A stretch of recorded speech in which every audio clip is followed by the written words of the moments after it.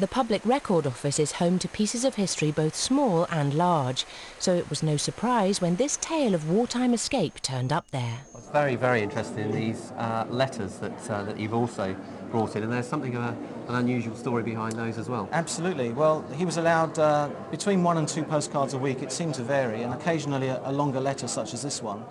But his obsession was escape. He desperately wanted to get back into the action. That's the kind of man he was. And so he decided to write a coded message to my grandmother, his mother, asking him to send the one thing that he would need in order to effect this escape.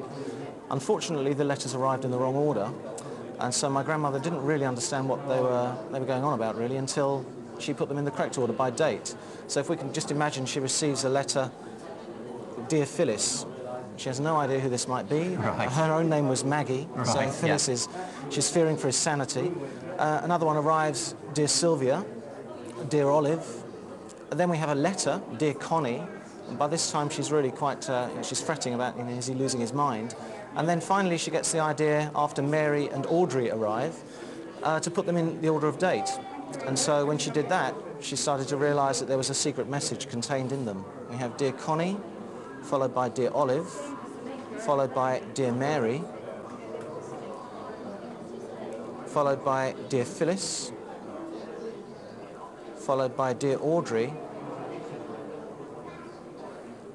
followed by "Dear Sylvia," and presumably there was going to be a 7th letter, but it wasn't necessary. By that time she'd worked out that what he wanted was a compass.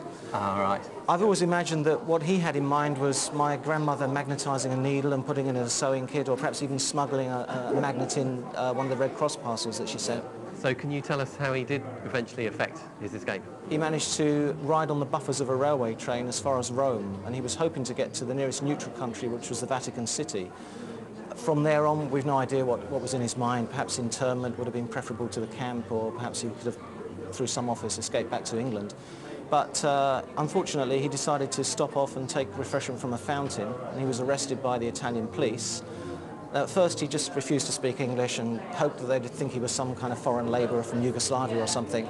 But unfortunately, when they got him to the police station and they stripped his shirt off, they saw his Rule Britannia tattoo across his chest, and then the game was up. Right, a slight giveaway. A bit of a giveaway, yeah.